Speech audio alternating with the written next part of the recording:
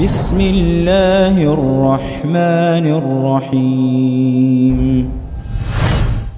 السلام عليكم ورحمة الله وبركاته. الحمد لله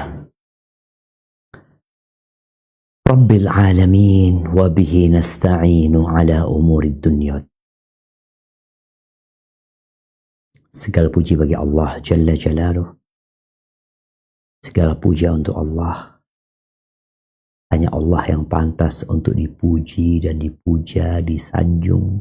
Semua kebaikan adalah dari Allah. Semua keindahan dan kenyamanan dari Allah. Dan segala petaka dan keburukan adalah dari diri kita. Allah itu Ar-Rahmanir Rahim. Allah itu Ar-Raufur Rahim. Dan hanya kepada Allah, Rabbul Alamin, pemilik jagat raya, pencipta alam semesta ini, kita meminta pertolongan. Baik dalam menghadapi urusan-urusan dunia kita, yang seringkali membuat hati kita sedih. Dada menjadi sesak, pikiran menjadi kacau, tidak tahu tentang apa yang harus dilakukan. Ketahuilah engkau punya Allah. Minta tolonglah kepada Allah. Berbaik sangkalah kepada Allah. Allah lebih tahu dengan apa yang kita butuhkan daripada diri kita sendiri. Kita tahu dengan yang kita mau. Lebih banyak di antara kita tidak tahu dengan apa yang sebenarnya.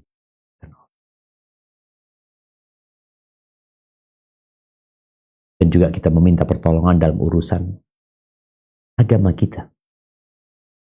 Ya, kita masuk ke bulan Sya'ban.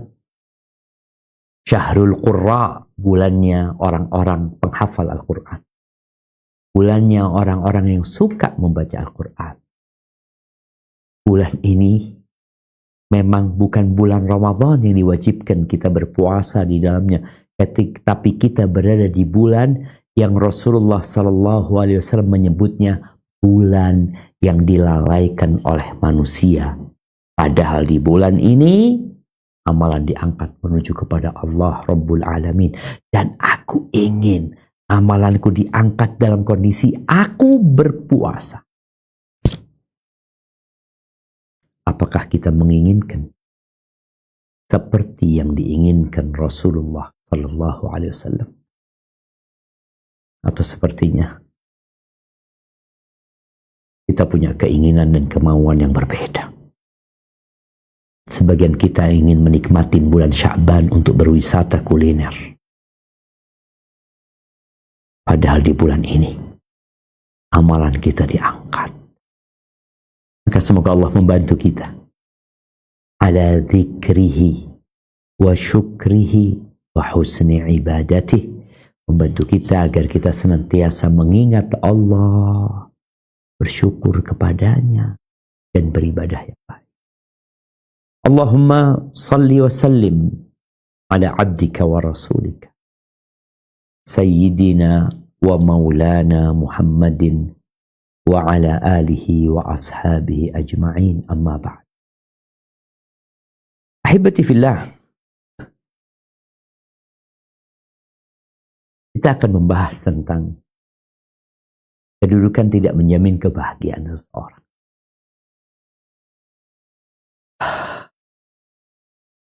Tapi yang jadi masalah, banyak orang beranggapan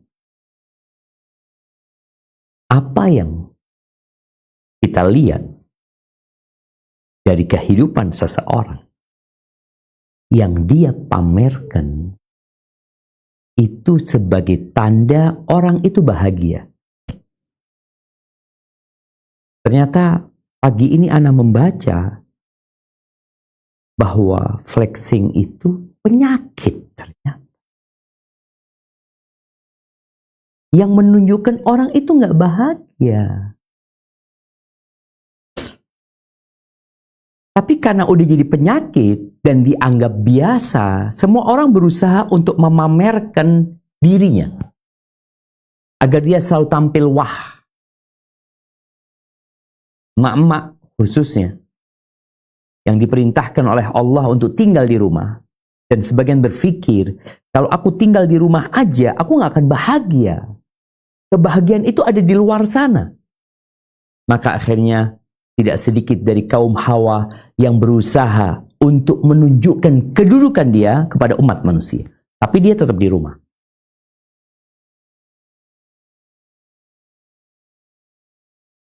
Apa yang dia lakukan?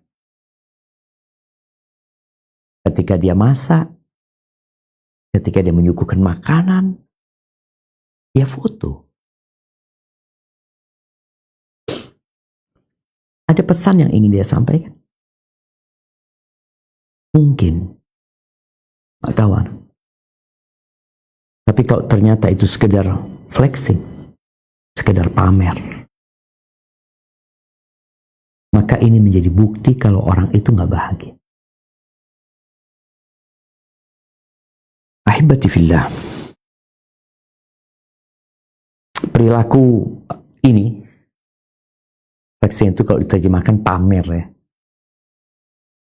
ingin orang-orang itu mengetahui dia ada di mana. Tapi kalau dia memposting sesuatu dalam rangka untuk memberikan pelajaran, pencerahan, peringatan, pendidikan, pengajaran, pengetahuan, ini yang bermanfaat buat orang. Ketika engkau masak, engkau bikin video. Dalam rangka apa? Dalam rangka menjelaskan kepada mereka, masakan ini adalah masakan yang enak. Dan cara membuatnya mudah. Lalu engkau kasih tahu orang itu cara membuat makanan tersebut. Ini enak loh, gak mahal, dan ini makanan sehat. Artinya ketika engkau buat video itu, ada pesan yang ingin kau sampaikan. Ketika seorang naik mobil, kemudian tujuan dia naik mobil untuk menjelaskan mobil ini harganya murah, ya. Mobil ini kaki-kakinya bagus, tapi ada masalah di sini. Anda lihat ada video-video yang dibuat oleh masyarakat. Di situ ada unsur education, untuk memberikan pendidikan, pencerahan kepada masyarakat. Ahlan wa sahlan. Tapi kalau sekedar untuk pamer dirimu, engkau punya ini, untuk menyampaikan aku punya ini, aku sebagai ini, itu jaminan kalau engkau sudah nggak bahagia lagi. Kenapa? Karena flexing ini dimasukkan penyakit mental. Dan tatkala kita bicara kebahagiaan, kebahagiaan itu ternyata berbeda dengan kegembiraan. Bahagia itu berbeda dengan kesuksesan. Orang sukses bisa beli mobil mahal, dia bisa duduk sebagai pejabat atau sebagai CEO atau apalah. Itu sukses mungkin dia menempuh karirnya. Bahagia belum tentu. Belum tentu. Jamaah rahimakumullah. Innama amwalukum wa auladukum fitnah. Wallahu indahu ajrun. Sesungguhnya harta kalian, nah, anak-anak kalian itu ujian dari Allah. Ujian. Dan di sisi Allah ada pahala yang besar. Artinya, bagaimana seorang muslim ketika mendapatkan harta, ketika dia punya anak, oh anaknya bisa ini. Kan orang kadang-kadang ingin membanggakan anaknya, ingin memamerkan anaknya. Anakku bisa ini, bisa ini, bisa itu. Kalau anak itu ikut lomba, ya wajar dia harus berada di depan. Tampil, iya. Tapi kalau engkau sekedar untuk memamerkan anakmu, kasihan tuh anak, dan kasihan diri. Harta itu ada manfaatnya. Ambil manfaat dari harta. Tapi kalau sekedar engkau pamerkan harta itu, engkau tunjukkan kepada orang, maka yakin engkau sedang nggak bahagia. Engkau sedang menginginkan pengakuan dari orang akan kedudukanmu. Ada sebagian orang yang memang berburu follower umpamanya. Dia ingin banyak yang melihat. Dia ingin pujian dan sanjungan dari orang. Dengan harta yang dia miliki, yang dia selalu upload di Instagram, mungkin di TikTok, mungkin di berbagai media sosial yang lainnya. Allah berfirman di surat At-Taghabun ayat 14. Coba kita baca ayat. Kan Ustaz surah At-Taghabun ayat 14. Nah.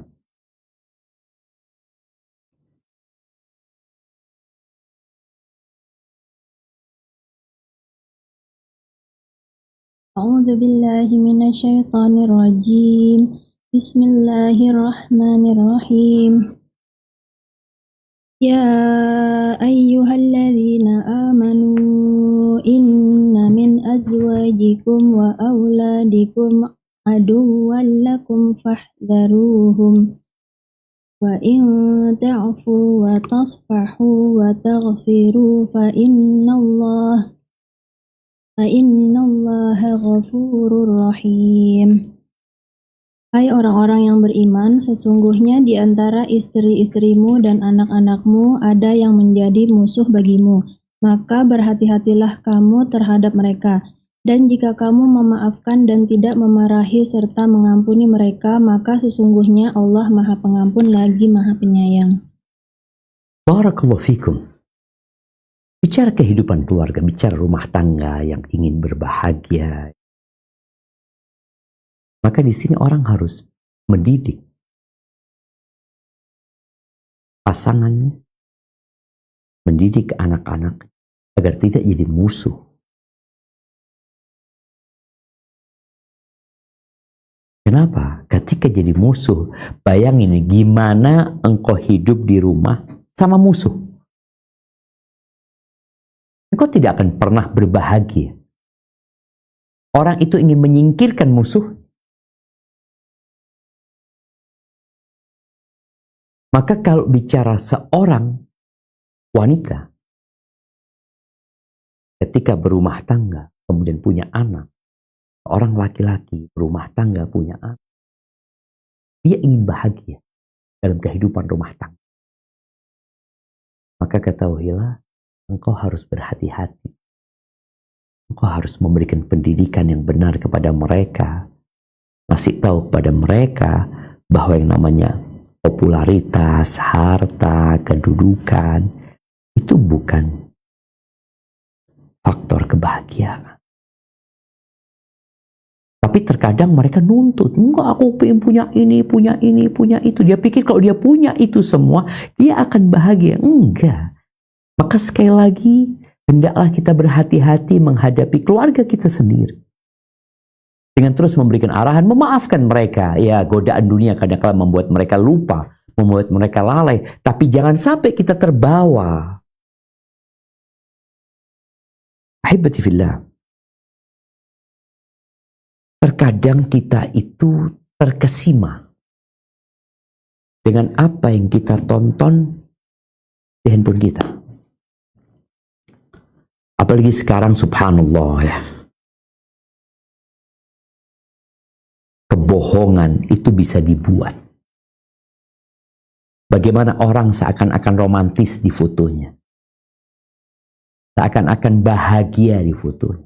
Bersama keluarganya, bersama anak-anaknya. Ya. Dia buat itu hanya untuk pamer. Akhirnya orang yang melihat kepingin seperti itu. Maka berapa banyak orang, jangan orang ya. Anak punya anak sendiri.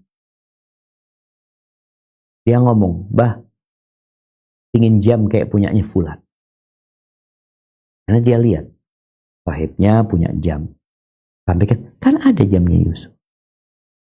Mana jamnya? Udah gak tahu kemana jamnya dia. Tapi ketika dia melihat orang itu punya sesuatu, maka dia jadi ingin. Karena dia berpikir, senang banget ya orang itu. Yang kedua, terkadang anak berangkat dari rumah orang tua ke rumah sendiri. Dengan jarak 10 kilo. Kita akan lewat banyak tempat. Anak ini gak punya handphone. Jadi dia masih memandang yang di jalan. Nanti, Mbak, ayam geprek, Mbak. Enggak lah, katanya makan di rumah. Gak jadi ayam geprek. Nanti ngelihat apa? Ada tahu wali. Tahu wali. Nanti ngelihat ada toko mainan, Mbak, kepingin beli ini. Terus sampai rumah selesai. Itu hanya keinginan sementara sebenarnya. Tapi karena orang melihat, maka dia tertarik. Nah, gimana apabila seorang hidupnya scrolling ya? Apa FTP, FYP? Apa FYP itu? Trending. Oh, yang trending. Oke. Ketika dia yang lihat itu terus di handphonenya dia lihat sejam, 2 jam ya.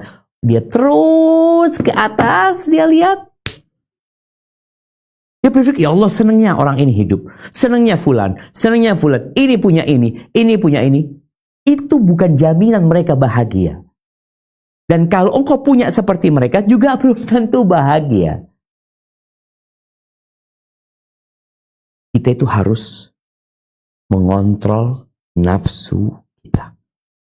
Inna nafsa la'ammaratun bisu. Sesungguhnya jiwa itu senantiasa memerintahkan kepada keburukan. Kalau dikasih satu lapangan bola emas, lantakan, satu lapangan bola emas lantakan nih, full. Orang itu kepingin 2.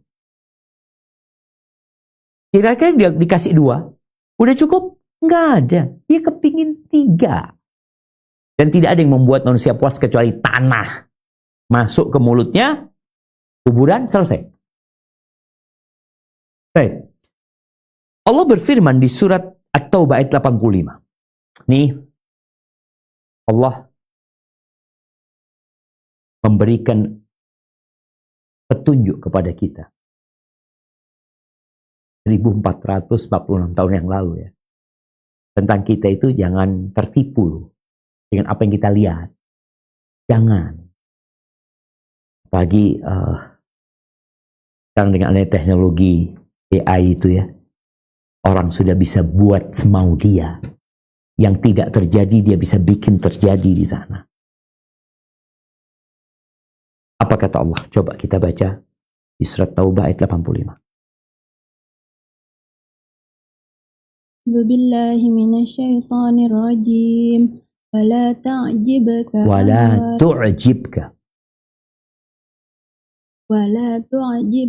amwaluhum wa auladuhum. Innama yuridullahu an yu'adzibahum biha fid dunya wa tazhaqa anfusuhum wa hum kafirun. Dan janganlah harta benda dan anak mereka menarik hatimu. Sesungguhnya Allah menghendaki akan mengazab mereka di dunia dengan harta dan anak itu, dan agar melayang nyawa mereka dalam keadaan. Jemaah, Allah larang kita untuk takjub. Allah mengatakan wala tu'jibka. Engkau jangan takjub. Engkau jangan heran. Engkau jangan tertarik gitu. Dengan apa? Dengan harta mereka. Kita sekarang hidup di masa orang semua flexing tadi, ingin pamer yang dia miliki, ingin pamer anak-anaknya. Engkau jangan takjub loh sama harta mereka.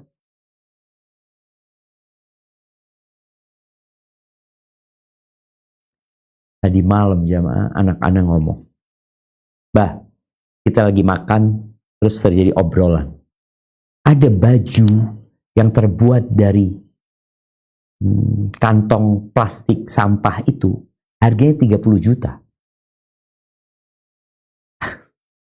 Hanya ditunjukin, lihat bah. Terus ada Ada lagi selotip ya. Apa? Astagfirullahaladzim.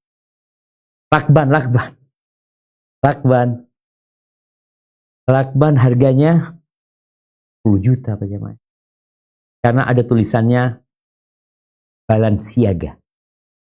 Itu macam-macam sudah. Karena orang itu kepingin pamer, dengan itu dia tunjukkannya. Akhirnya punya anak Yusuf lagi. Yusuf nanti mau beli lakban, tak kasih tulisan Balenciaga, Baba jual di Amerika nanti Baba jual di Amerika 10 juta nanti Baba tak kasih 1 juta. Anak ngomong, iya. Artinya itu anak itu ketika ngelihat dengan fitrahnya, apa ini? Dan Allah sudah kata, kau jangan takjub loh. Jangan. Orang semua ingin menunjukkan merek. Ada merek di baju anak. Namase.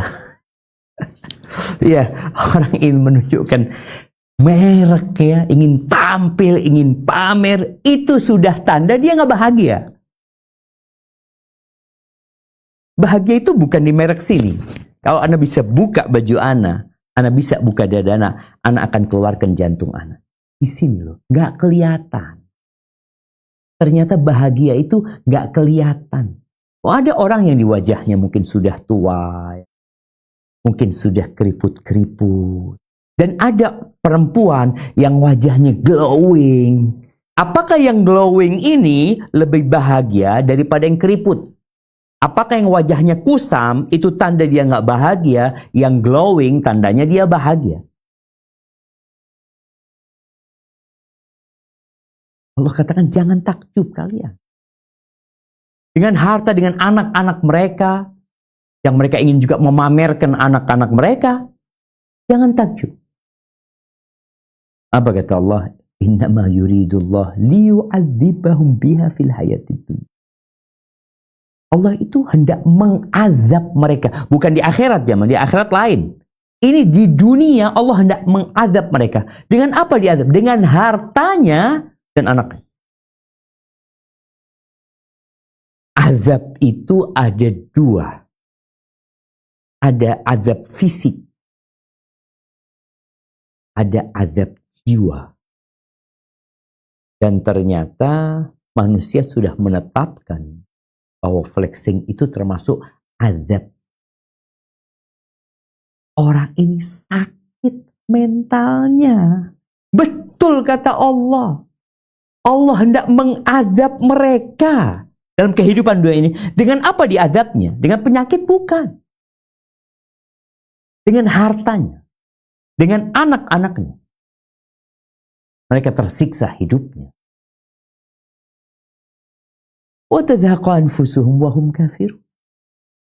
Dan mereka akan mati dalam kondisi kafir.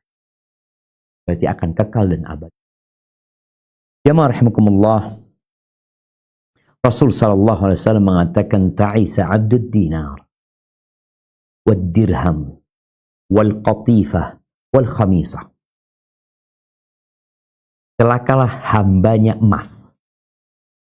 Orang kalau yang di pikirannya emas, yang di hatinya emas, yang dia cari cuma harta, celaka orang ini. Melarat hidupnya, menderita. Sebanyak apapun hartanya, apabila dia ternyata menghambakan diri, artinya mencintai harta itu seperti hamba. Dirham. Dan dirham, perak. Wal qatifah. Ini diperbudak oleh mode dan fashion. Kain, ada jenis kain yang memiliki bludru. Khamisah, ada kain yang warnanya hitam dan itu kain-kain yang mahal pada masa itu. Sekarang kan orang ya udah, dia akan berpikir dia pakai baju, dia pakai tas, dia ingin menampilkan dirinya, kebingungan dia. Sampai ada orang-orang yang jadi hambanya fashion ini, dia kalau sudah pakai baju itu, dia nggak mau pakai lagi tuh baju. Aku kan udah pakai kemarin. Kenapa? Nanti kata orang, ini yang kemarin yang dipakai. Apa urusan sama mereka? Engkau pakai baju untuk menutup auratmu? Tapi enggak.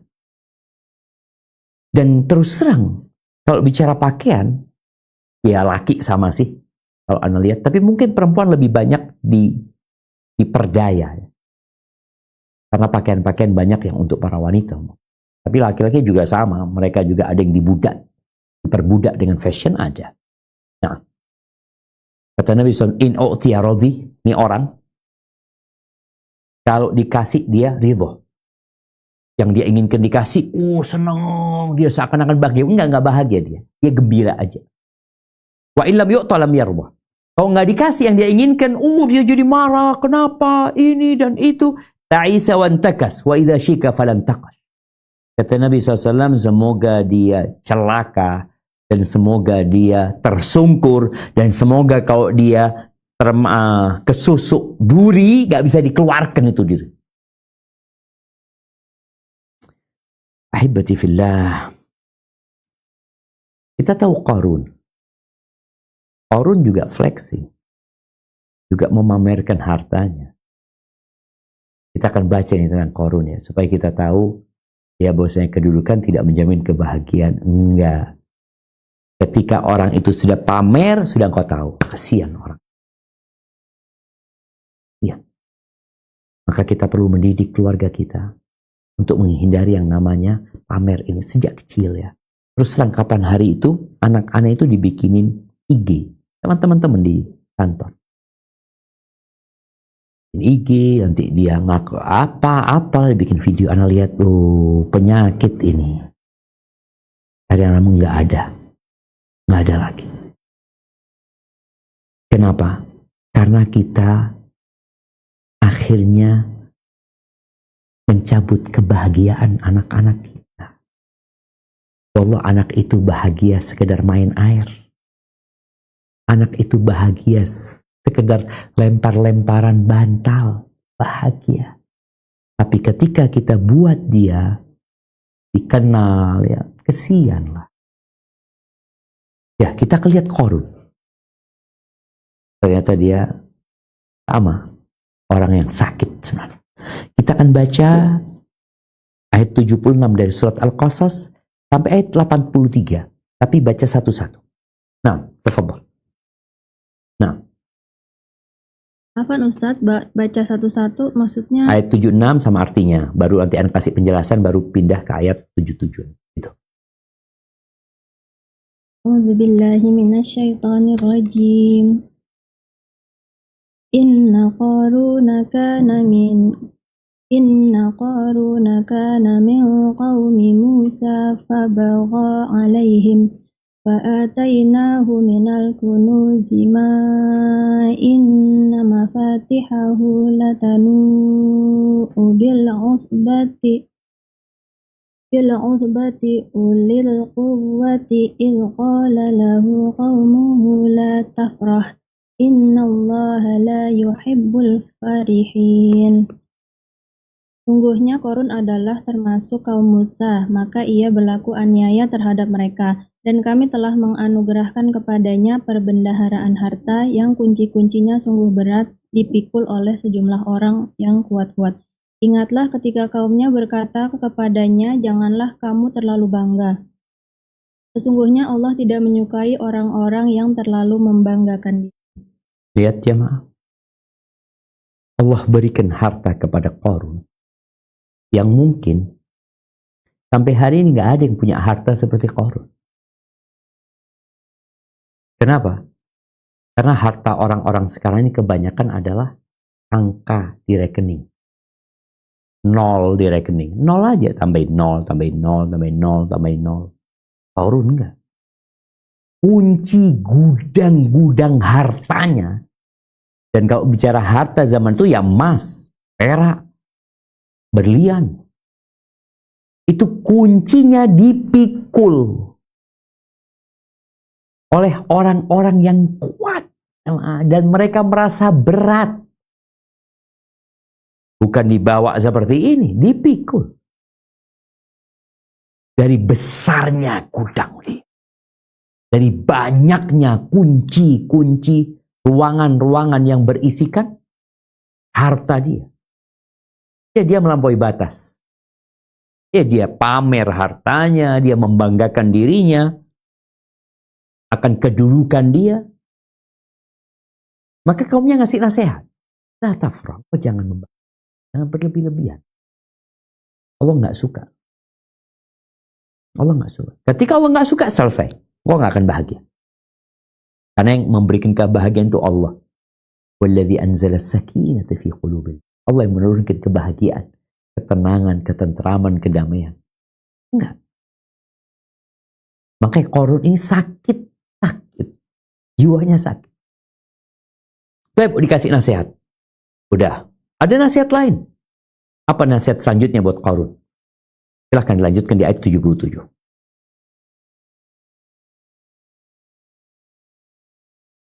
فيما آتاك الله الدار الآخرة فلا تنس نصيبك من الدنيا وأحسن كما أحسن الله إليك ولا تبغ الفساد في الأرض إن الله لا يحب المفسدين. Dan carilah pada apa yang telah dianugerahkan Allah kepadamu kebahagiaan negeri akhirat, dan janganlah kamu melupakan bahagianmu dari kenikmatan duniawi, dan berbuat baiklah kepada orang lain sebagaimana Allah telah berbuat baik kepadamu, dan janganlah kamu berbuat kerusakan di muka bumi, sesungguhnya Allah tidak menyukai orang-orang yang berbuat kerusakan. Tuh, nasihat yang pertama dari awal sudah dikatakan kepada Qarun, la tafrah. Innallaha la yuhibbul farihin. Jangan engkau terlalu bangga. Rendahlah engkau. Pujilah Allah. Tidak perlu menundukkan hartamu sekian, kedudukanmu seperti apa. Enggak. Allah nggak suka dengan orang-orang yang membanggakan dirinya. Lalu wabtaghi fima ataka Allah darul akhir. Engkau dikasih harta sama Allah, kasih kedudukan sama Allah. Ya udahlah, carilah engkau dengan apa yang Allah berikan kepadamu, cari akhirat. Wala tansa nasibaka minad dunya. Tapi jangan lupa engkau masih hidup di dunia. Ini nasihat yang begitu fair. Engkau dikasih harta, engkau dikasih kedudukan, cari akhirat. Tapi jangan lupa engkau hidup di dunia. Jangan semuanya dikasihin, enggak. Engkau butuh untuk kehidupan duniamu. Maka wala tansa nasibaka minad dunya. Oke, udah. Kemudian ada nasihat lain. Ya, wa ahsin. Ini kalau bicara orang ingin bahagia, berbuat baiklah engkau. Sebagaimana Allah berbuat baik. Artinya, engkau berada di kedudukan ini, engkau punya harta yang berlimpah ruah, Allah yang ngasih lo, Allah yang baik sama engkau, dikasih sama Allah. Maka, sebagaimana Allah berbuat baik kepadamu, engkau berbuat baik kepada manusia. Diingatkan bahwa nikmat itu dari Allah, dan diingatkan agar dia bersyukur dengan nikmat yang Allah berikan kepadanya. Terus, terakhir, wala tabghil fasada fi. Kau jangan berbuat kerusakan. Kau dikasih gunakan kemaksiatan. Kenapa? Innallaha la yuhibbul. Allah tidak suka dengan orang-orang yang berbuat kerusakan. Ada dua ketidaksukaan Allah di dua ayat yang baru saja kita baca. Di ayat 76 Allah mengatakan innallaha la yuhibbul farin. Allah tidak menyukai orang-orang yang membanggakan dirinya. Kemudian dikasih tahu juga innallaha la yuhibbul mufsidin. Allah tidak suka dengan orang-orang yang membuat kerusakan di muka bumi. Subhanallah. Selalu orang beriman itu penuh dengan berkah. Dimanapun dia kasih nasihat. Ini Qarun sakit jiwanya, kasih nasihat. Baik. Setelah dikasih nasihat, kita akan lihat jawaban Qarun. Orang yang sakit memang jiwanya, yang mentalnya sakit ini Kadangkala nasihat nggak berguna, tapi tugas kita hanya menyampaikan. Baik, kita akan dengar jawaban Qarun setelah dikasih nasihat oleh orang-orang soleh dari kalangan kaumnya Nabi Musa. Tafadhal. Qala innama utituhu ala ilmin indi. Awalam ya'lam anna Allah qad ahlaka min qablihi minal quruni man huwa ashaddu minhu quwwatan wa aktsaru jam'a. Wala yus'alu an dzunubihimul mujrimun. Qarun berkata, sesungguhnya aku hanya beri harta itu karena ilmu yang ada padaku. Dan apakah ia tidak mengetahui bahwasannya Allah sungguh telah membinasakan umat-umat sebelumnya yang lebih kuat daripadanya dan lebih banyak mengumpulkan, dan tidaklah aku ditanya pada orang-orang yang berdosa itu tentang. Barakallahu fikum. Jadi memang orang ketika dikasih kekayaan sama Allah, terkadang dia jadi lupa daratan. Dia jadi melampaui batas. Allah mengatakan innal insana la yatgha ar-ra'ahu istaghna. Manusia benar-benar melampaui batas ketika dia merasa, oh dia sudah punya, dia berlebih hartanya, dia masyarakat. Tafadhal dilanjutkan.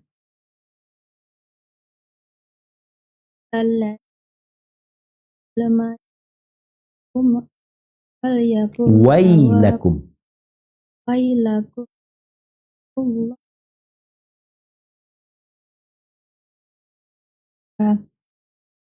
wa amila salihan.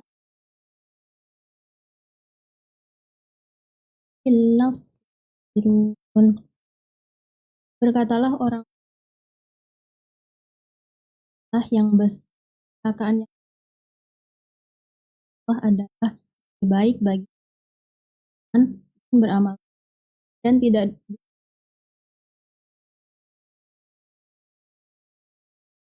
Jamaah, ya, gimana mereka tidak ingin dengan apa yang diberikan kepada Qarun ya? Ada beberapa tafsir menyebutkan naik kereta kencana kuda ya, yang dari emas. Kemudian ada 300 dayang-dayang perempuan-perempuan yang di kanan kirinya. 300 ya mah. Dengan kereta kuda yang semuanya terbuat dari emas ya. Sampai pelananya dari emas, tutupnya kudanya ini bagus semua dari emas. Orang fulus ini. Plus tadi perempuan-perempuan tadi. Maka para ulama mengatakan, wailakum. Celakalah kalian. Kalau kalian berpikir, ini keberuntungan yang besar. Kalau kalian berpikir ingin menjadi seperti Qarun, ini sebuah kesengsaraan buat kalian. Maka diingatkan, thawabullah khair. Pahala Allah lebih baik loh. Buat siapa? Buat orang yang beriman dan beramal soleh. Pahala Allah di dunia dan di akhirat lebih baik daripada harta yang berlimpah ruah. 2 rakaat sebelum subuh itu lebih baik daripada semua hartanya Qarun. Rakaatul fajri khairun minad dunya wa ma fiha. 2 rakaat sebelum subuh lebih baik dari dunia dan isinya. Hartanya Qarun berapa? Lebih baik. Kenapa? Karena semua yang ada di dunia ini akan rata sama tanah dan akan jadi tanah. Tapi ya nggak akan mendapatkan pahala itu kecuali orang-orang yang sabar. Dia nahan ambisinya, nahan nafsunya dengan dunia. Melaksanakan perintah Allah, menjauhi larangannya. Baik. Udah dikasih nasihat dengan lisan oleh para ulama. Lalu Allah ingin memberikan nasihat kepada mereka. Karena mereka benar-benar sudah terobsesi untuk menjadi seperti Qarun. Sudah memikirkan itulah kebahagiaan. Itulah kesuksesan. Itulah kesenangan yang seharusnya dicari oleh manusia. Maka Allah sayang sama hamba-hambanya. Pelajaran apa yang Allah? Kita akan lanjutkan.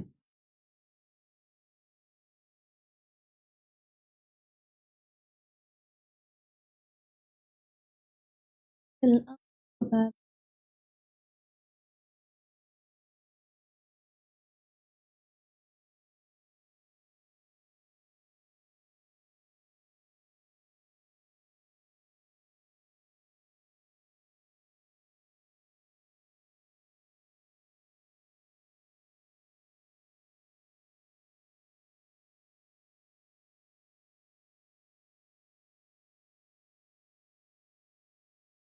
Ada.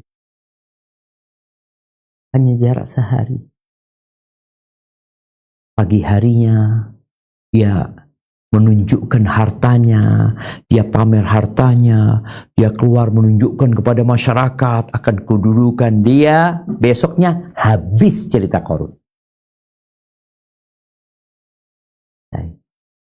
Kemarin kita melihat kebakaran Los Angeles, California. 2 hari. Habis. Ini semalam Qarun hilang, ditelan oleh bumi. Rumahnya, artinya semua yang di dalam sana habis. Dia nggak bisa bela diri. Hartanya tidak ada gunanya. Azab tuh harta sudah buat dia. Makanya sampai hari ini, kalau ada harta terpendam yang ditemukan, oh harta karun. Ada cerita Qarun. Habis sudah. Pernah ada tuh orang kaya yang memamerkan hartanya, yang membuat orang-orang terpesona, tapi Allah kasih pelajaran. Nah, bagaimana orang-orang yang kemarin terobsesi untuk menjadi seperti Qarun, ingin berusaha, mungkin berupaya agar bisa seperti Qarun, karena dalam pandangan dia, oh Qarun itu orang-orang yang sangat beruntung sekali.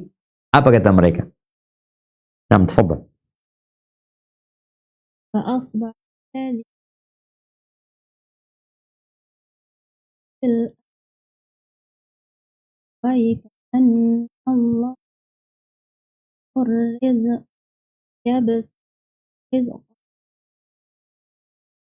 من عباده لولا أن الله لخسف كأنه dan jadilah mencipta kedudukan berkata, benarlah Allah melapangkan rezeki dari hamba-hamba dan menyatakan kalau Allah benar-benar dia tahu. Aduhai benarlah Allahu Akbar. Alhamdulillah mereka sadar. Kapan kita akan sadar? Cerita Qarun kita baca dalam Al-Quran. Kisah-kisah nyata akan orang-orang yang kehilangan semua hartanya. Yang Allah berikan gempa yang menyebabkan kampung itu hilang. Allah berikan kebakaran yang menyebabkan negeri itu tinggal cerita. Kita belum sadar. Kaumnya Nabi Musa langsung sadar. Urusan rezeki ini ujian dari Allah. Sebagian orang Allah bikin kaya, sebagian orang Allah bikin miskin. Itu ujian dari Allah SWT. Dan alhamdulillah mereka bersyukur. Mereka tidak seperti Qarun. Mereka ingin hartanya seperti Qarun. Karena dalam pandangan mereka, oh inilah keberuntungan. Kedudukan ini kedudukan yang diharapkan semua orang. Setelah sadar, enggak. Barakallahu fikum. Saya lanjutkan. Alhamdulillah. Ya.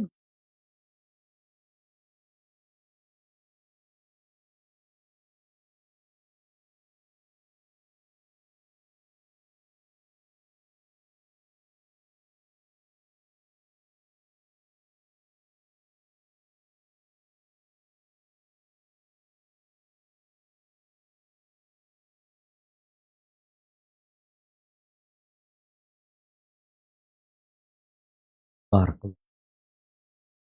Jadi kalau ingin bahagia, jadilah orang yang bertakwa kepada Allah Subhanahu wa taala. Engkau akan bahagia. Laksanakan perintah Allah.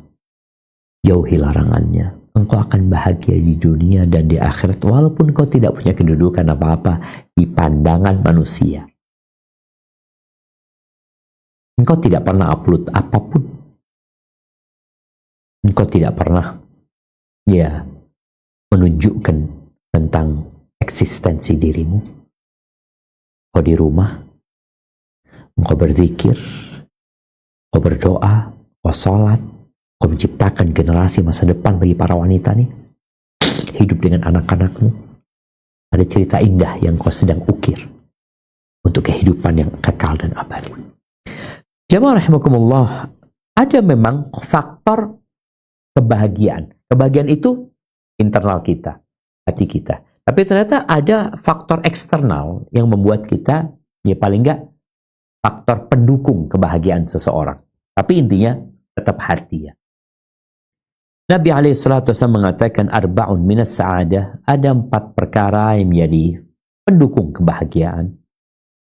Al-mar'atus salihah, tentunya pasangan hidup yang saleh, istri yang salehah. Wal maskanul wasi', tempat tinggal yang lapang. Tidak harus engkau miliki, tapi engkau punya tempat tinggal. Yang ketiga, wal jarus salih, tetangga yang baik. Yang keempat, al markabul hani, kendaraan yang nyaman. Wa arba'un minas syaqawah, dan ada 4 perkara pendukung kesengsaraan. Yang pertama, al mar'atus su', istri yang jahat, yang buruk, tak solehah. Tetangga yang buruk, kendaraan yang nggak nyaman, dan tempat tinggal yang sempit. Tapi ketahuilah semua itu hanya faktor eksternal. Kalau internalnya bahagia, ditambah yang eksternal tadi dia dapat, maka kebaikan di atas kebaikan. Tapi kalau faktor internalnya sakit, kemudian dia punya segala yang eksternal tadi, maka dia tetap.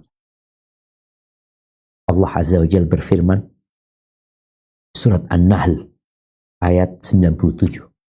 Kita baca ayat ini, kemudian kita masuk ke sesi tanya jawab. Tafadhal. A'udzu billahi minasyaitonir rajim.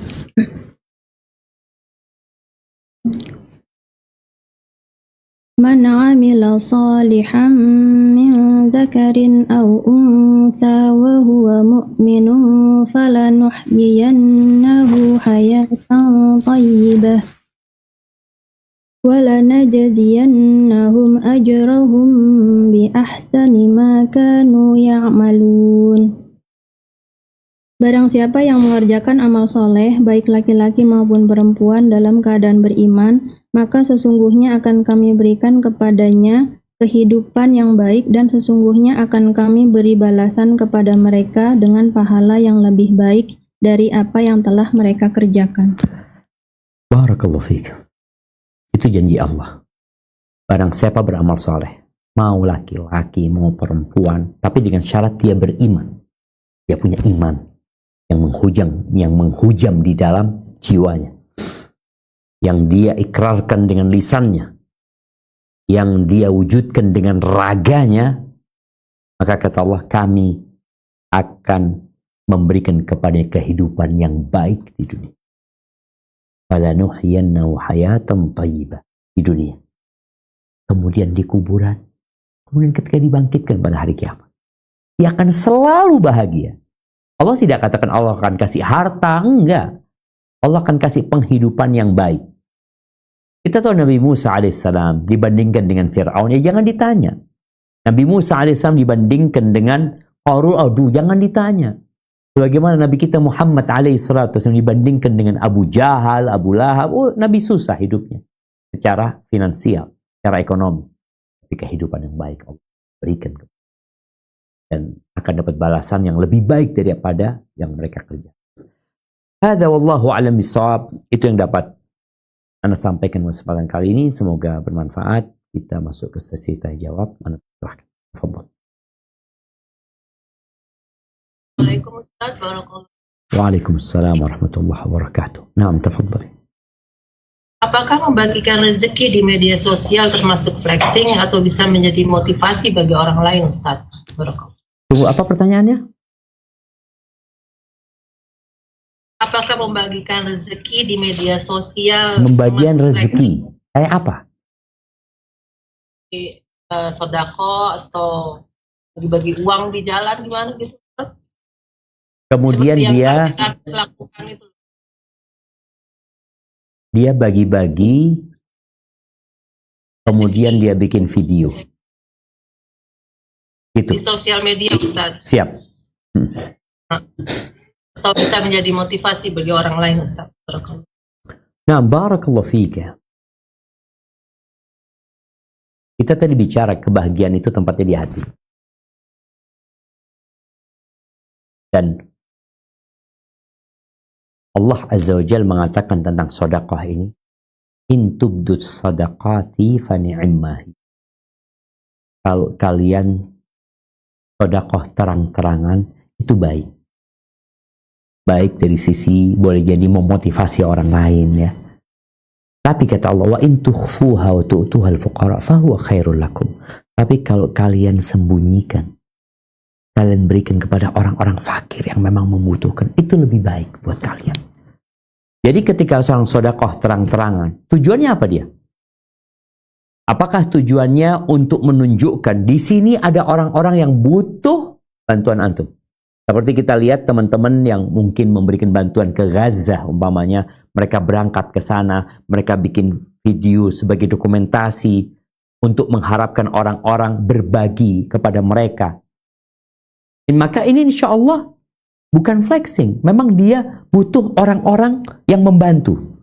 Dia tidak sedang pamer perbuatan dia, tapi dia butuh bantuan orang-orang untuk menolong saudara-saudara kita. Atau yang kedua, dia membuat video itu sebagai laporan kegiatan. Dia memang bikin video, ini sedekah dari fulan, kita sampaikan, bukan ana yang ngasih ini umpamanya. Ini teman-teman dari Australia umpamanya yang sedang berbagi, kita bikin tujuannya sebagai laporan. Lagi-lagi bukan flexing. Tapi kalau sekedar dia bikin video untuk kesenangan dirinya, untuk menunjukkan eksistensi dirinya, maka ini yang bermasalah. Innamal a'malu binniyat. Maka ada hal-hal yang memang perlu ditunjukkan sama orang, perlu dibuktikan.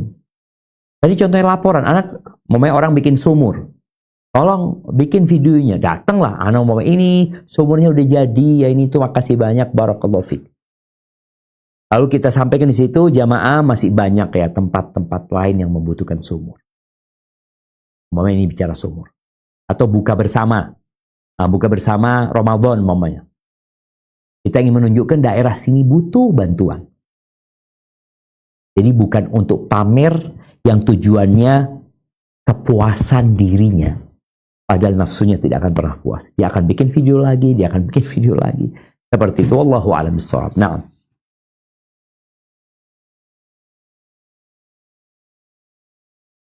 Assalamualaikum Ustaz. Waalaikumsalam warahmatullahi wabarakatuh.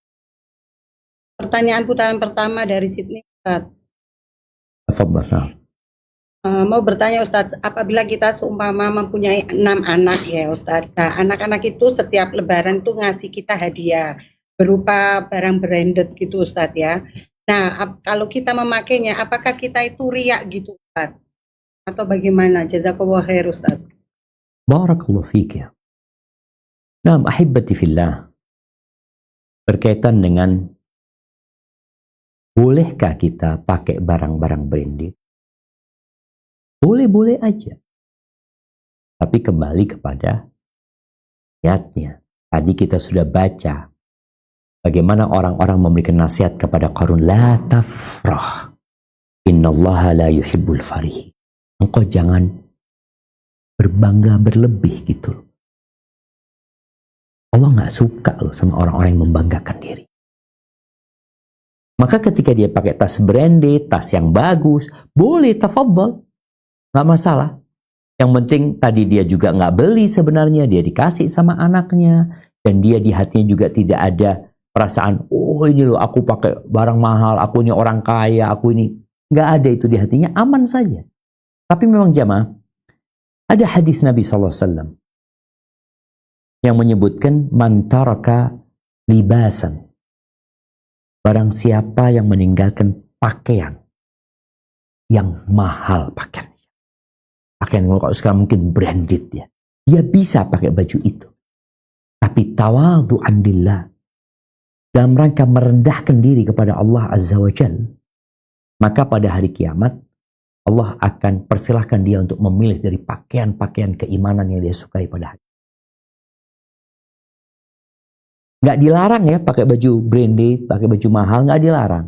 Selama tidak berlebih-lebihan buat dia. Tapi kalau dia tinggalkan itu dalam rangka dia tawadhu, itu lebih baik. Memang ada orang, dia bisa beli mobil harga 50M, dia bisa. Ini buat apa kata dia? Enggak lah, pakai baju mobil. Tetap mobil dia bagus, tapi dia tinggalkan beli mobil itu dalam rangka tawadhu. Dia juga mamanya beli jam, dia bisa beli jam yang mahal, tapi dia enggak lah, anak yang biasa aja ya. Mahal juga, tapi tidak sampai berlebihan. Maka kalau dia lakukan itu karena tawadhu'an lillah, karena dia tawadhu kepada Allah Azza wa Jalla, maka Allah akan berikan kepada dia kesempatan untuk memilih dari yang indah-indah di surga Allah nantinya pada hari kiamat. Tapi kalau dia pakai baju itu tanpa ada perasaan sombong, maka nggak ada masalah dan tidak berlebih-lebihan. Karena Nabi SAW mengatakan, "Kul washrab walbas watasaddaq." Silahkan kau makan semaumu, silahkan minum semaumu, engkau pakai baju semaumu, engkau sedekah terserah dirimu, min ghairi makhilatin wala sarafin. Asalkan tidak dalam rangka membangga-banggakan diri, sombong, dan tidak pula berlebih-lebih. Hadza wallahu a'lam bissawab. Barakallahu fiik Ustadz, pertanyaan dari Canberra. Naam, tafadhal. Pertanyaannya, bagaimana cara menasehati anak yang terus meminta dibuatkan sosial media meskipun secara usia dia sudah termasuk yang memenuhi syarat? Mohon bimbingannya Ustadz. Barakallahu fiik. Naam, ahibati fillah. Kita tahu yang namanya sosial media ini pisau bermata dua. Tatkala kita memberikan pisau kepada anak kita, maka perlu adanya pengarahan dari orang tua tentang apa dan bagaimana dia menggunakan pisau tersebut, supaya jangan sampai dia memotong tangannya sendiri. Dia menggunakan pisau itu untuk mengumpas mangga, umpamanya, untuk memotong kayu atau apalah. Maka buat orang tua ketika anaknya maksa untuk minta sosial media umpamanya, maka kita perlu duduk memberikan arahan kepada dia tentang apa yang perlu dia lihat, apa yang boleh dia tonton, dan apa yang tidak boleh. Ketika dia memang secara umur sudah memenuhi syarat. Kemudian kita bekali dia ketakwaan kepada Allah Subhanahu wa taala. Juga orang tua perlu sering-sering ngobrol sama anaknya, apa hal-hal bermanfaat yang kau tonton hari ini umpamanya. Dengan cara itu, ya sosial media jadi bahan edukasi buat mereka. Jadi bahan menimba ilmu umpamanya. Karena terus terang ada banyak manfaat. Karena tadi malam mau masang tali busur.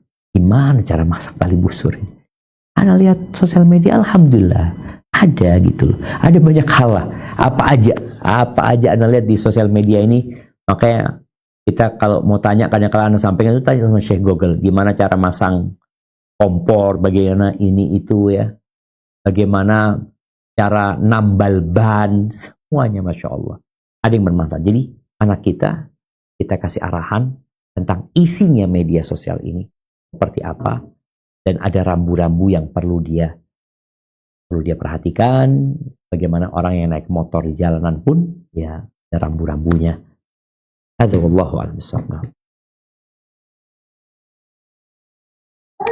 Assalamualaikum warahmatullahi wabarakatuh, Ustaz. Dari KL. Waalaikumsalam Assalamualaikum warahmatullahi wabarakatuh. Naam, tafadhal. Karena kalau kita memposting keindahan alam gitu, misalnya habis jalan-jalan dari mana, ingin menunjukkan bahwa alam di sana tuh berbeda gitu. Apakah boleh, Ustaz? Barakallahu Assalamualaikum fiik. warahmatullahi wabarakatuh. Assalamualaikum warahmatullahi wabarakatuh. Jamaah rahimakumullah. Di dalam Al-Quran Al-Azim banyak sekali perintah-perintah Allah agar kita mentadabburi ciptaannya, bertafakkur ya. Kita disuruh melihat, afala yanzuruna ila al-ibili kaifa khuliqat wa ila as-sama'i kaifa rufi'at wa ila al-jibali kaifa nusibat wa ila al-ardi kaifa sutihat ya. Allah suruh kita untuk merenungkan ciptaannya ini. Kalau kita melihat sesuatu yang indah, gak masalah kita foto, kita up, lalu kita tulis pesan di situ. Karena memang ada orang yang cerdas. Ketika dia melihat, dia mengatakan subhanallah. Allahu Akbar. Tapi ada orang yang lihat, di mana ini? Gak ada dia. Dia sekedar kepingin bagus tempatnya. Anak kayaknya perlu ke tempat itu. Maka di sini perlu ada pesan. Dan sekarang mudah sekali ya ketika engkau memfoto sesuatu, kemudian engkau tulis pesannya, di deskripsinya mau ditulis ya. Dalam rangka tadi bukan sekedar gambar. Walaupun gambar aja kalau orang-orang cerdas ya, ulul albab itu Allah ketika mengatakan alladzina yatafakkaruna fi khalqis samawati wal ard, mereka merenungkan penciptaan langit dan bumi ini, mereka bertambah keimanan mereka. Ana pernah dulu menerjemahkan buku. Judul buku itu Indama tatakallamus suwar. Ketika gambar berbicara. Artinya gambar itu bisa berbicara gitu. Kau ngelihat langsung mengatakan subhanallah. Lihat lagi, masya Allahu Akbar. Nggak masalah. Karena kau ingin berbagi hal itu kepada teman-temannya. Kadang-kadang orang mengatakan, loh, kan sudah banyak foto-foto itu Ustaz di internet Ustaz. Iya. Tapi kan engkau punya kawan-kawan yang mungkin kawan-kawanmu nggak melihat foto-foto di tempat lain. Maka nggak masalah, engkau upload di sana, engkau kasih nasihat ya. Apalagi Nabi alaihissalatu wassalam mengatakan balighu anni walau ayat, sampaikan dari aku walaupun satu ayat. Ini menjadi motivasi buat kita. Tapi jangan lupa innamal a'malu binniyat. Hadza wallahu a'lam bissawab. Nah. Kalau Ustaz, pertanyaan session kedua dari Bert. Tafadhali. Assalamualaikum warahmatullahi wabarakatuh, Ustaz. Waalaikumsalam warahmatullahi wabarakatuh. Pertanyaannya, bila kita berfoto di depan Masjidil Haram, apakah itu termasuk ya? Jazakallahu khairan. Nah, barakallahu fiki. Ahibati fillah. Bicara foto di tempat-tempat ibadah. Maka hendaklah semua memperhatikan adab-adab di tempat ibadah tersebut dulu. Masalah hukum foto kita tidak bahas sekarang. Adabnya. Engkau sedang berada di masjid. Ketika engkau harus foto di tempat itu, apakah engkau tidak mengganggu kesucian masjid dan keagungan masjid di tempat itu? Engkau sedang sibuk beribadah sebenarnya. Ya, orang ingin mengabadikan ya, mendokumentasikan momen-momen baik dia umpamanya. Tapi jangan sampai engkau tidak menghargai tempat yang mulia tersebut. Akhirnya nanti engkau masuk orang-orang yang sakit jiwanya sebenarnya. Mentalnya sakit. Dia hanya ingin pamer. Kadang-kala ada orang yang minta foto sama anak. Dia ngomong, Ustaz, ini buat koleksi pribadi Ustaz. Jadi dia memang nggak ada tujuan untuk pamer, nggak, buat koleksi pribadi. Dia ngomong, Ana cuma Buat anak ya mungkin sama anak-anak pengen nunjukkan ya. Tapi ada yang tujuannya memang pamer. Kalau orang yang tujuannya sudah pamer, kemudian dia tidak menghargai Masjid Haram, Masjid Nabawi, ya, orang-orang sakit sebenarnya. Sakit. Berpose macam-macam di situ. Kemudian tujuannya tadi flexing lagi, hanya pamer tujuannya. Oh enggak, anak tujuannya enggak pamer. Tujuannya anak ingin supaya orang-orang itu datang ke Masjidil Haram. Benar. Engkau kasih nasihat. Engkau bikin tulisan. Enggak harus ada dirimu di foto itu. Engkau bisa bikin orang-orang sedang tawaf. Engkau bisa perlihatkan di situ. Lihat. Mereka datang dari berbagai penjuru dunia. Kalian kapan datang ke sini? Ada pesannya gitu loh. Kalau tadi dikatakan akhirnya tujuannya riya, ini kembali kepada niat sebenarnya. Bahkan sebagian masyayikh menceritakan, di sebagian orang ada riya dengan amal solehnya. Ada yang bohong dengan amal solehnya. Artinya dia sedang tidak berdoa, dia minta difoto, foto-foto. Padahal dia nggak berdoa. 2 kali dia dapat. Pura-pura beramal soleh, riak lagi. Maka kita perlu bermuhasabah. Ketika engkau hendak mengabadikan sebuah momentum, maka lihat apa sih sebenarnya tujuanmu ketika melakukan hal itu. Dan apabila ini buat kita semua ya, kita tuh kadang-kadang tertipu lagi dengan foto-foto, video-video yang ada di media sosial yang menunjukkan kebahagiaan seseorang, keharmonisan suami sama istri sama keluarganya. Tahu-tahu bulan depan pada cerai mereka. Tahu-tahu ada KDRT di tempat mereka. Engkau bisa lihat tuh ya, yang mereka melakukan KDRT dan lihat foto-foto dia bersama keluarganya. Semua menunjukkan orang-orang tuh sedang bahagia gitu.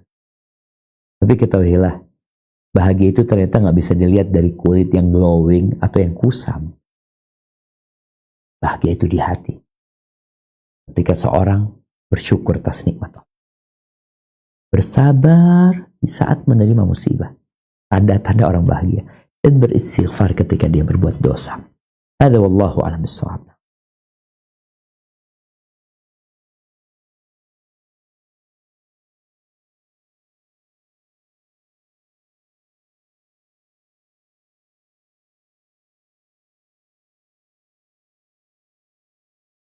Assalamualaikum Ustadz. Waalaikumsalam Pertanyaan kedua di warahmatullahi Sydney. wabarakatuh. Ada pertanyaan titipan Ustadz. Apabila ada seseorang di luar tema, maaf Ustadz sebelumnya di Siap. luar tema. Apabila ada seseorang meminjam uang ke kita ya Ustadz, habis itu dia itu sepertinya kayak melupakan dia telah berhutang sama kita. Terus sudah sekian lama, tahu-tahu dia telepon lagi mau berhutang lagi Ustadz. Bagaimana sikap kita Ustadz? Jazakallahu khair. Mau diutangin nggak? Mau diutangin atau nggak mau ngutangin? Karena yang pertama belum Belum. dibayar Ustadz. Tapi niat ngutangin nggak? Kitanya kepengen tapi takutnya terus-terusan begitu Siap. Ustadz. Jadi kayak dablek Ustadz. Jazakallahu khair.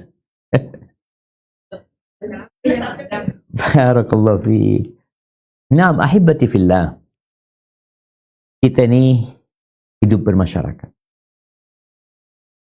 Ada orang-orang di masyarakat yang tidak bayar hutang karena memang kondisi. Dia nggak mampu. Makanya Allah Azza wa Jalla mengatakan فَإِنْ كَانَ ذُو عُسْرَةٍ فَنَظِرَةٌ إِلَى مَيْسَرَةٍ. Kalau orang itu memang kesulitan, sedang tidak punya yang untuk dibayarkan. Bukan orang yang hidupnya foya-foya, utang nggak bayar. Memang dia sedang susah. Maka kata Allah, فَنَظِرَةٌ إِلَى مَيْسَرَةٍ. Maka udah dikasih tempo sampai dia ada kemudahan. Ini buat orang yang susah. Yang kedua, ada orang yang suka berhutang, tapi untuk gaya hidup, bukan untuk kebutuhan hidup. Untuk orang yang seperti ini, ya nggak perlu kita utangi. memang dia bukan untuk kebutuhan hidup, hanya untuk gaya hidup dia. Kemudian yang ketiga, kalau orang ini punya utang dan tidak pernah mengatakan kalau dirinya punya utang, maka ada dua kemungkinan. Kemungkinan yang pertama, dia lupa. Husnuzan. Ana terus terang juga pernah lupa. Ana ingat pernah utang sama seorang ustadz. Karena mau beli apa gitu, nggak bawa duit ya. Utang 50.000 Ana ingat. Ana ngomong, Ustadz insya Allah besok Ana bayar Ustadz. Ketemu di kantor.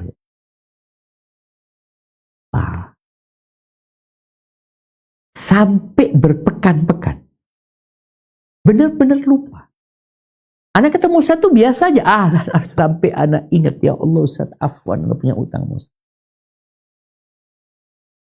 Maka tadi, kalau orang ini lupa, kita perlu ingatkan.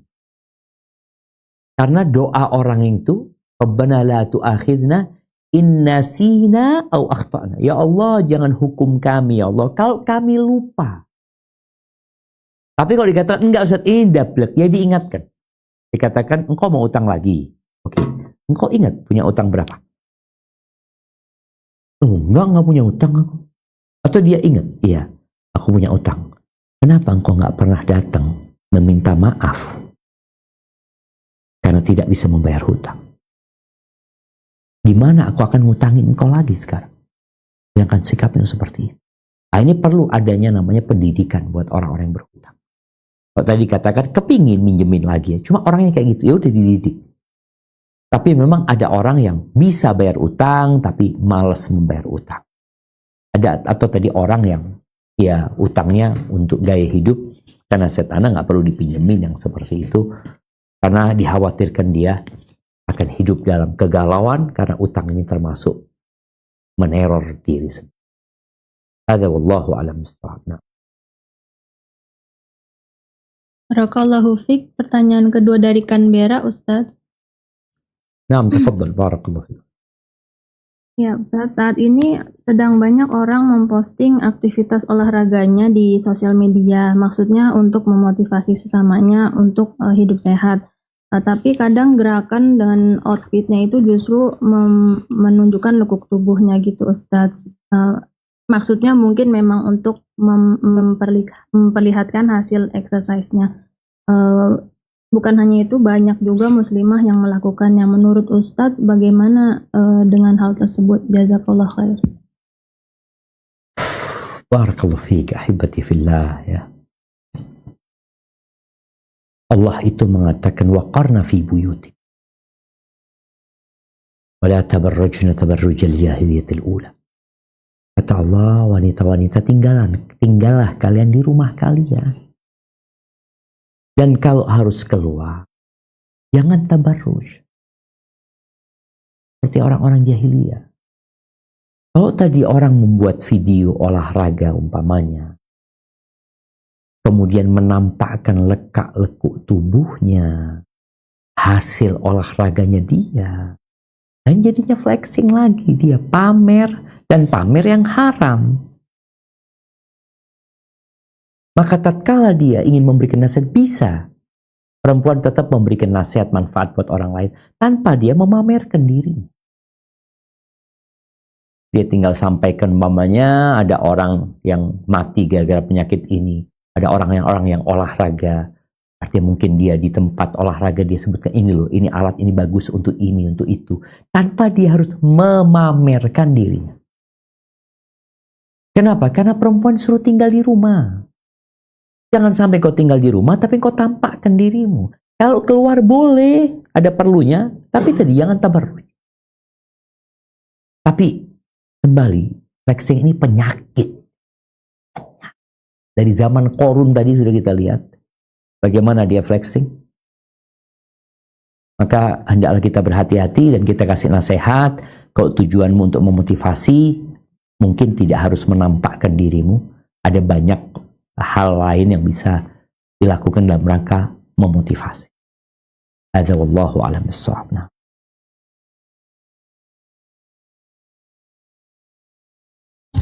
Assalamualaikum Ustadz. Waalaikumsalam Dari Kumpur.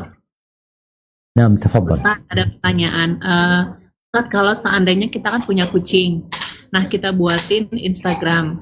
Apakah itu bisa membuat ain untuk si kucing, Ustadz? Satu lagi, saya kan misalnya saya punya Instagram, tapi temennya itu perempuan semua. Apakah ketika saya mengupload itu bisa termasuk flexing atau bisa terkena ain? Terima kasih, Ustadz. Assalamualaikum. Waalaikumsalam warahmatullahi. Jadi sekarang ada Instagramnya kucing. Kucing punya Instagram. Kalau orang itu jualan kucing, ana rasa wajar. Jualan kucing. Kita tahu hukum jualan kucing ya. Iya, jualan kucing ada khilaf di antara para ulama, lebih baik jangan jual beli kucing. Baik. Selain itu, kita bilang, anggap dia punya toko, bukan toko, klinik kucing. Bukan jualan kucing, tapi klinik kucing. Dia punya klinik kucing yang dia memang tujuannya cari duit memang dia nih. Ini kucing habis diobati, ini kucing yang habis dimandiin, atau apa. Tujuannya dia cari duit. Dia flexingnya itu sebenarnya bukan flexing, dia promosi tempat kerja dia. Semoga nggak masalah. Kalau ini Instagramnya kucing, kenapa dia bikinkan kucing itu Instagram? Apa nih? Niatnya dia ingin mendapatkan mungkin komentar-komentar yang indah, pujian dan sanjungan ya. Boleh jadi dia menginginkan hal itu. Soalnya kalau enggak, orang punya kucing itu tujuannya ya buat aku kucing ini. Kucing ini buat aku. Aku ingin menikmatin hidup bersama kucing. Kucing itu bisa menangkap nyamuk, kadang-kadang ada yang bisa menangkap tikus umumnya. Artinya ada sesuatu yang dia ambil manfaatnya dari kucing tersebut. Atau dia membuat video momentum-momentum indah buat kucing itu dengan harapan orang itu bersyukur kepada Allah. Tahu kebesaran Allah, ya Allah, kucing bisa kayak gitu. Lain lagi. Maka semuanya kembali kepada niat ya.